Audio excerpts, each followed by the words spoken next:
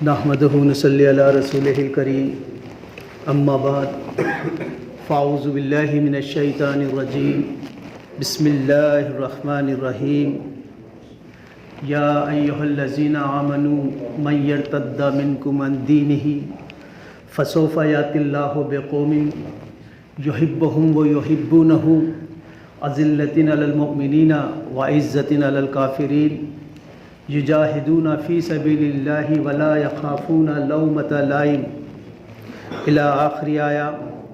صدق اللہ العظیم۔ رب اشرح لی صدری ویسر لی امری واحلل عقدۃ من لسانی یفقہوا قولی۔ اللہم ربنا الہمنا رشدنا واعذنا من شرور انفسنا۔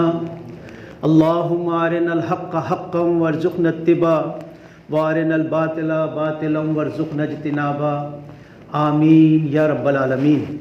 عزیز ساتھیو، السلام علیکم ورحمۃ اللہ وبرکاتہ۔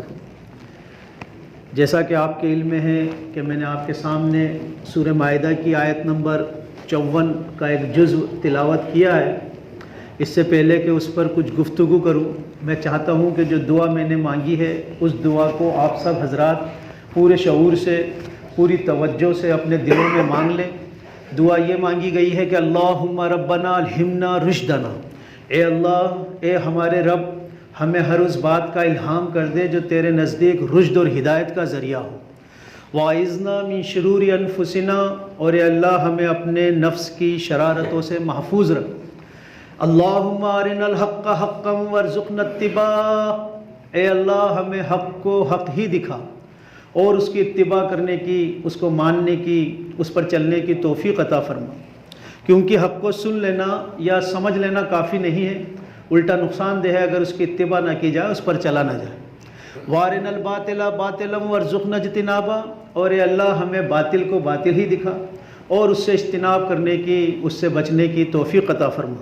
کہیں ایسا نہ ہو کہ باطل حق کا لبادہ اڑ کر آ جائے اور ہم اسے پہچان نہ سکیں، لہٰذا ہماری چشم بصارت ایسی فرما کہ ہم باطل کو باطل سمجھ سکیں، پھر اس سے اجتناب بھی کر سکیں، اس سے بچ بھی سکیں۔ سورہ مائدہ کی آیت نمبر 54 کا جو خطاب ہے وہ ایمان والوں سے ہے، یا ایہا الذین آمنوا۔ اور میں کہا کرتا ہوں کہ جب بھی قرآن کو پڑھتے ہوئے، سنتے ہوئے، سمجھتے ہوئے یہ لفظ یا ایہا الذین آمنوا آئے تو اس وقت ہمیں اپنی آنکھیں کھول لینی چاہیے کہ اس وقت اللہ تبارک تعالیٰ ہم سے بات کر رہا ہے، کیونکہ قرآن حکیم میں اللہ تبارک تعالیٰ کا خطاب کئی بار یا ایہا الناس، یہ تمام نوع انسانیت سے ہوتا ہے، یا اہل الکتاب، ایک کتاب والوں سے اللہ بات کرتا ہے، قل یا ایہا الکافرون، کہہ دو ان کافروں سے، کبھی یہ بات ہوتی ہے، اور یا ایہا الذین آمنوا جب آتا ہے تو اس وقت اللہ تعالیٰ ہم سے بات کر رہا ہے۔ اور جب بھی یا ایہا الذین آمنوا آئے گا تب بھی یا تو کوئی کام سونپا گیا ہوگا کہ ایمان والو یہ کرو، یا کسی کام کو کرنے سے روکا گیا ہوگا کہ ایمان والو یہ نہ کرنا، یا کوئی خوشخبری دی گئی ہوگی کہ آپ یہ کرو گے تو ہم آپ کو یہ انعام دیں گے، یا کوئی تنبیہ دی گئی ہوگی کہ اگر آپ نے یہ نہیں کیا تو پھر ہم یہ کر دیں گے۔ یہ خوشخبریاں، یہ تنبیہ، یہ حکم جو ہوتے ہیں یہ صرف کہنے کے لیے نہیں ہوتے، بلکہ ان کو ماننا بھی ہوتا ہے، ان کو چلنا بھی ہوتا ہے۔ یہ اس طرح سے ہے کہ اگر آپ اپنے بچے کو کہتے ہیں کہ بیٹا پڑھا کرو نہیں تو فیل ہو جاؤ گے، اور بچہ نہ پڑھ کر بھی پاس ہو جائے تو پھر آپ کا کہنا محال ہو گیا، بیکار ہو گیا۔ تو یہاں اسی طرح یہ بات آتی ہے۔ یہاں فرمایا گیا یا ایھا الذین آمنوا من یرتد منکم عن دینہ، اگر تم روگردانی کرو گے اپنے دین سے، اگر تم اپنے دین سے منہ پھیر لو گے، اگر تم اپنے دین کے حصے بقرے کر دو گے، اگر تم اپنے دین کو چھوڑ دو گے، چھوڑنا کیسا کہ بالکل اعلان کرنا نہیں، اس پر عمل نہ کرنا، یہ سب چیزیں اس کے اندر شامل ہیں۔ یا ایھا الذین آمنوا من یرتد منکم عن دینہ فسوف یأتی اللہ بقوم، تو اللہ تبارک تعالیٰ پھر دوسری قوم لے آئے گا، یحبہم ویحبونہ، وہ اس سے، اللہ سے محبت کریں گے اور اللہ ان سے محبت کرے گا۔ تو اس آیت میں یہ جو دھمکی دی گئی ہے کہ اگر تم دین سے منہ پھیر لو گے، دین پر نہیں چلے تو اللہ تبارک تعالیٰ دوسری قوم کو لے آئے گا۔ قرآن حکیم میں اس طرح کا مضمون 3 مقامات پر آیا۔ اگر ایک بار بھی قرآن حکیم میں آ جاتا ہے تو حق ہے اللہ تبارک تعالیٰ کا فرمایا ہوا کہ وہ واقعتاً ہو کے رہے گا. اور جب کسی مضمون کی حیثیت کو اور اچھے سے نکھارنا ہو اور اس میں تنبیہ اور سختی پیدا کرنا ہو تو اللہ تبارک تعالیٰ اس مضمون کو دہرا کر لاتے ہیں. تو یہ بات دوسرے انداز کے اندر سورہ فتح کے اندر آئی، سورہ محمد میں آئی اور سورہ توبہ میں آئی.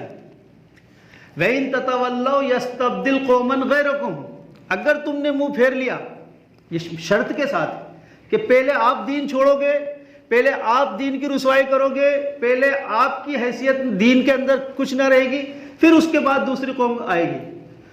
ثُمَّ أَمْثَالُكُمْ، پھر وہ تمہارے جیسے نہیں ہوں گے. اور واقعہ یہ ہے کہ ہم سے پہلے بھی ایک قوم ہوا کرتی تھی، موسیٰ علیہ السلام کی قوم، بنی اسرائیل کی قوم. اور اللہ تبارک تعالیٰ نے اس میں بھی ایک جلیل القدر رسول حضرت موسیٰ علیہ السلام کو مبعوث فرمایا. اللہ تعالیٰ نے ان کو بھی ایک کتاب دی، کتاب توریت. پھر انہوں نے اس کتاب کو نہ مانا، پھر انہوں نے اس کتاب کے حصے بکرے کیے، اس کو کم قیمت پر بیچا، اس کے بعض چیزوں کو مانا، بعض کو نہیں مانا، اور اپنے رسول کی اتباع نہیں کی. تو پھر اللہ تبارک تعالیٰ نے ان کو ہٹایا اور ہمیں لے کر آیا. سورہ بقرہ کی آیت نمبر 143 کے اندر اللہ تعالیٰ نے فرمایا وَكَذَلِكَ جَعَلْنَاكُمْ أُمَّةً وَسَطًا لِتَكُونُوا شُهَدَاءَ عَلَى النَّاسِ وَيَكُونَ الرَّسُولُ عَلَيْكُمْ شَهِيدًا، اور اسی طرح ہم نے تمہیں درمیانی امت بنایا تاکہ تم رسول پر گواہی دو اور رسول تم پر گواہی دے. یہاں یہ جو آیت آ رہی ہے سورہ بقرہ کی 143 نمبر کی آیت، اس سے پہلے پورے 13 رکوع جو ہیں اس کے اندر بنی اسرائیل کا تذکرہ فرمایا گیا ہے اللہ تعالیٰ نے، پہلے ہی پارا ہے. اور یہ بات 5ویں رکوع سے شروع ہو کر 13ویں رکوع تک چلی ہے، اور یہاں سے چلی ہے کہ یا بنی اسرائیل اذکروا نعمتی التی انعمت علیکم وانی فضلتکم علی العالمین. اے بنی اسرائیل یاد کرو اللہ کا انعام کہ جس نے تمہیں پورے جہان والوں پر فضیلت دی تھی. لیکن ساتھ ہی پھر اگلے 9 رکوع میں بتا دیا کہ تم نے جو ہے دین کے ساتھ چھیڑخانی کی ہے، دین کو بیچا ہے، دین کو چھوڑ دیا، بعض کام مانے بعض نہیں مانے، اس لیے اب ہم تمہیں ہٹا رہے ہیں. اللہ تعالیٰ کی کوئی یاری دوستی نہیں ہے امت سے. ایسا نہیں ہے کہ ہم دین سے بے پرواہ ہوتے رہیں، دین کو چھوڑتے رہیں، اور اللہ کی کوئی خاص مجبوری ہے جو ہمیں پالتا پوستا رہے اور ہمارے درجات بلند کرتا رہے. ایسا ہرگز نہیں ہے، یہ اللہ کے قانون کے خلاف ہے. اور آپ بھی جو چیز جس مقصد کے لیے بنائی گئی ہو اگر وہ مقصد پورا نہیں کرتی تو آپ اسے ہٹا دیتے ہیں. یہ بلب ہے، اس کا کام ہے روشنی دینا. اگر یہ کل فیس ہو جائے تو آپ کی براہ راست اس بلب سے کوئی محبت نہیں ہے. آپ جب اس کا کام بند ہو گیا تو آپ دوسرا لا کر لگاتے ہیں. تو ہم سے پہلے موسیٰ علیہ السلام کی قوم تھی، وہ فیس ہو گئی، یہ سمجھ لیجئے اس نے کام کرنا چھوڑ دیا. اور ایک بہت ہی ایسی آیت آئی سخت، آیت نمبر 185، صرف 85، فرمایا افتؤمنون ببعض الکتاب وتکفرون ببعض فما جزاء من يفعل ذلك منكم الا خزي في الحیاۃ الدنیا ویوم القیامۃ یردون الی اشد العذاب. تو کیا ہماری کتاب، ہمارے قانون، ہمارے قرآن، ہمارے بعض احکام کو تو مانتے ہو اور بعض کا انکار کرتے ہو، تو تمہاری سزا کیا ہے مگر یہ کہ تمہیں دنیا کی زندگی میں ذلیل و خوار کر دیا جائے، اور یہ مت سمجھنا کہ پیچھے چھوٹ گیا، آخرت میں شدید عذاب میں مبتلا کیا جائے. وَمَا اللَّهُ بِغَافِلٍ عَمَّا تَعْمَلُونَ، اور اللہ اس سے غافل نہیں ہے جو تم کر رہے. تو یہ بات ایک اعلانیہ کہی گئی. ہر جگہ یہ جب بھی ایسے معاملات ہوں گے تبھی بھی یہ آیت اس پر فٹ ہو جائے گی. اس کہی گئی تھی بنی اسرائیل سے، لیکن یہ آج ہم پر فٹ ہو رہی ہے. امت مسلمہ کی تاج پوشی کرنے سے پہلے بنی اسرائیل کو قوم کو کھڑا کیا گیا اور بتایا گیا کہ مسلمانوں دیکھ لو تم سے پہلے یہ امت تھی اور انہوں نے نہیں مانا تو ہم تم کو لے کر آ رہے ہیں. اب اللہ تعالیٰ اس آیت میں فرمایا اگر تم بھی نہیں مانو گے تو دوسری قوم تیار بیٹھی ہوئی ہے. اور جب بھی یہ آیت نازل ہوئی تو صحابہ اکرام کا پڑھنا اور تھا، ہمارا پڑھنا اور ہے. وہ سمجھنے کے لیے پڑھتے تھے اور سوال کرتے تھے. رسول اللہ صلی اللہ علیہ وسلم سے پوچھا کہ رسول اللہ یہ کس قوم کی بات ہو رہی ہے؟ تو پھر آپ صلی اللہ علیہ وسلم نے فرمایا کہ حضرت ابو موسیٰ اشعری کی قوم ہے. دوسری جب آیت نازل ہوئی وَيَسْتَبْدِلْ قَوْمًا غَيْرَكُمْ کہ اللہ تعالیٰ بدل دے گا دوسری قوم سے، تو پوچھا گیا رسول اللہ یہ کس کی قوم ہے؟ تو آپ صلی اللہ علیہ وسلم نے فرمایا کہ یہ حضرت سلمان فارسی رضی اللہ تعالیٰ عنہ کی قوم ہے. حضرت سلمان فارسی یمن کے رہنے والے، فارس کے رہنے والے، اور ابو موسیٰ اشعری یمن کے رہنے والے، دونوں الگ الگ اپوزٹ دشاؤں میں رہتے ہیں، لیکن آپ صلی اللہ علیہ وسلم انہی آیتوں کو الگ الگ دشا میں بتا رہے ہیں. تو جب بھی اس طرح کی کوئی بات نظر آتی ہے دین کے اندر کہ بظاہر ایسا لگے کہ کراس ہو رہا ہے معاملہ، تو تطبیق کا ایک اصول ہے دین کے اندر کہ اس میں دونوں کے درمیان میں ایک ایسی بات تلاشی جائے جس میں آپ صلی اللہ علیہ وسلم کی دونوں باتیں صحیح ہو جائیں۔ لہٰذا علماء اکرام نے یہ بات لکھی ہے کہ ہندوستان جو ہے وہ ان دو قوموں سے بن کر بنا ہے، آریہ اور دروڑ۔ آریہ یمن سے آئے اور دروڑ یمن سے آئے اور سندھ آئے، اور یہ دونوں قوم بس کر یہاں پر اس کو ایک نام ہندو دے دیا گیا۔ حالانکہ ہندو کوئی نام نہیں ہے دھرم کا، لیکن ایک نام حضور صلی اللہ علیہ وسلم کی بات کی تصدیق کے لیے دے دیا گیا کہ ایک دو نسلیں ایک جگہ جمع ہو کر ایک نام سے پکاری جائیں تاکہ وہ ایک بات بن جائے۔ آج 30-33 ہزار تو صرف عیسائیوں میں، اس کے علاوہ میں نان مسلم کی بات کروں ہزاروں فرقے ان کے اندر موجود ہیں، لیکن ایک نام پر جمع ہے ہندو۔ دوسرے مزید ان کو اور ایک امت بنایا جا رہا ہے، ایک جگہ جمع کیا جا رہا ہے۔ یہ آپ صلی اللہ علیہ وسلم کی بات کی تصدیق کے لیے ہو رہا ہے۔ یہ اس طرح سمجھیں کہ کوئی قائم خانی ہمارے سماج سے اور کوئی عباسی، ان دونوں کو ہم کسی ایک گھر میں جمع کر دیں اور کہیں کہ آج سے ہم آپ کو ایک تیسرا نام دے رہے ہیں، کیا یہ جمع ہو جائیں گے؟ نہیں ہو سکتے۔ صرف حضور صلی اللہ علیہ وسلم کی بات کے خاطر یہاں پر ان کو جمع کیا گیا کہ یہ قوم ہے جو اگلی ایمان لے کر آنے والی ہے، یہ قوم ہے جو تیار بیٹھی ہے۔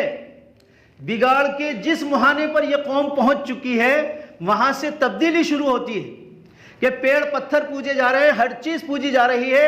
اب اس کے بعد صرف تبدیلی ہی آ سکتی ہے، اور یہ وقت اس وقت ہندوستان کے اندر ایک کہتے ہیں نا مکھن نکالتے نا، اس کو اس وقت وہ کام چل رہا ہے، اور اس میں سے توحید نکلے گی انشاءاللہ تعالیٰ۔ اچھا ٹھیک ہے، وہ تو فیصلہ کسی کے لیے بھی ہو جائے، لیکن ہمارے لیے کیا ہونے والا ہے؟ ہمارے لیے تو یہ ہے کہ اگر تم دین سے روگردانی کرو گے، وَإِن تَتَوَلَّوْا يَسْتَبْدِلْ قَوْمًا غَيْرَكُمْ، اگر تم منہ پھیر لو گے، یہ مشروط ہے ہمارے دین سے ہم منہ پھیریں گے تب۔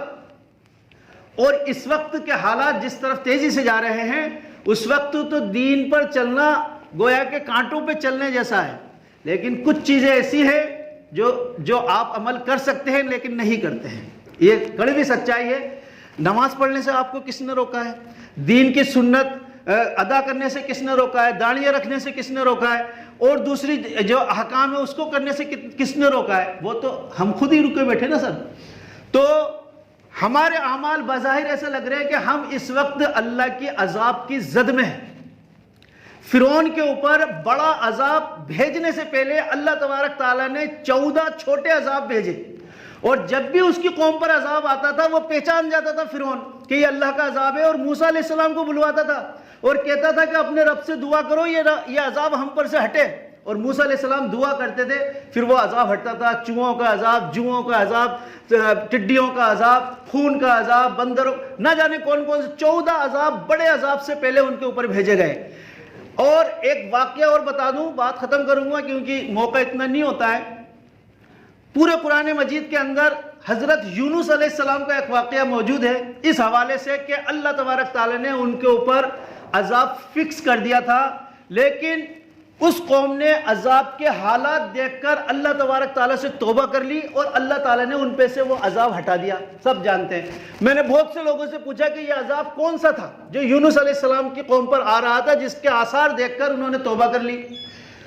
علماء اکرام یا بہت سے لوگوں نے بتایا کہ یہ پانی کا عذاب تھا، کسی نے کہا کہ نہیں یہ آندھی کا عذاب تھا، کسی نے کہا کہ لال بادل آ گئے تھے۔ تو یہ سب چیز قرآن حکیم میں سورہ یونس کی آیت نمبر 98 کے اندر یہ بات موجود ہے کہ وہ کون سا عذاب ہے جو اللہ تعالیٰ نے ان پر سے ہٹایا۔ وَكَشَفْنَا عَنْهُمْ عَذَابَ الْخِزْيِ فِي الْحَيَاةِ الدُّنْيَا، کہ ہم نے ان پہ سے دنیا کی ذلت اور رسوائی کے عذاب کو ہٹایا۔ یہ ذلت اور رسوائی جو ہوتی ہے یہ ایک قوم دوسری قوم کی کرتی ہے، ایک آدمی دوسرا آدمی کی کرتا ہے۔ کوئی قوم تھی جو ان کو ذلت رسوائی کے عذاب میں بالکل دبوچ لینا چاہتی تھی اور بڑھ چڑھ کر اس پر آ رہی تھی، اللہ تعالیٰ نے کہا کہ ہم نے یہ عذاب ان پر سے ہٹایا۔ لیکن کیسے ہٹایا؟ پوری قوم باہر آ گئی، بچے، عورتیں، جانور، بوڑھے سب چیز کو لے کر کھلے میدان میں آ گئے اور اللہ تبارک تعالیٰ سے گڑ گڑا کے توبہ کی، اعمال کی اصلاح کے لیے کہ ہم پر سے یہ عذاب ہٹا دے، یہ قوم جو ہمارے پہ مسلط ہو رہی ہے، یہ جو ہمیں گھروں میں گھس کر مار رہی ہے یا جو بھی ہمارے ساتھ کر رہی ہے، یہ اس قدر دردناک عذاب تھا۔ یونس علیہ السلام قوم کو چھوڑ کے چلے گئے تھے، اللہ تبارک تعالیٰ نے جو ہے ان کی توبہ قبول فرمائی۔ آج اس چیز کی ہمیں ضرورت ہے کہ ہم اپنے اعمال کی اصلاح کریں، لیکن یہ محسوس کریں کہ ہم عذاب میں سے گزر رہے ہیں۔ اگر تو ہمیں یہ محسوس ہی نہیں ہوتا تو بابا پھر سب کہانیاں ہیں۔ اگر ہم یہ محسوس کرتے ہیں کہ کہیں نہ کہیں معاملہ کوڑا پڑ رہا ہے ہم پر اللہ کے عذاب کا، تو سب سے پہلے اخلاص کے ساتھ، سچے دل کے ساتھ اعمال کی اصلاح کے لیے توبہ کی جائے، اور اجتماعی توبہ کی جائے۔ دعا کی نہیں کہہ رہا، توبہ کی کہہ رہا ہوں، اجتماعی توبہ کی جائے۔ اپنے آپ روڈ پہ تو ویسے ہی آ چکے ہیں، آپ کی خواتین آ چکی ہیں آئے دن، یہ پردرشن یہ وہ سب، حالانکہ ہم تو خلاف ہیں ان سب چیزوں کے، لیکن آتی ہیں نا۔ ایک بار اللہ کے لیے آ جائیے کہیں عیدگاہ میں، کہیں کسی جنگل میں، چھوڑ دیجئے سب کچھ، کہتے ہیں آج ہم اجتماعی توبہ کریں گے۔ کس نے روکا ہے آپ نے؟ پھر دیکھیے اللہ تبارک تعالیٰ کس طرح، اللہ تو رحمتیں اپنے برسانے کو تیار ہے۔ ہم تو مائل با کرم ہے، کوئی سائل ہی نہیں، دکھلائے کس کو رہ روے منزل ہی نہیں۔ تو یہ اللہ کے عذاب کو پہچان کر اس کی توبہ کیجئے، اور آنے والا جو مہینہ آ رہا ہے رمضان کا، اس میں اپنے اعمال کی اصلاح کیجئے، اپنے رب کو منا لیجئے اور اخلاص کے ساتھ دین کے اوپر گامزن ہو جائیے، انشاءاللہ تعالی ماحول بدلے گا۔ اللہ رب العزت کہنے سننے سے زیادہ عمل کی توفیق عطا فرمائے۔ جن حضرات نے سنت ادا نہ کی وہ سنت ادا کریں۔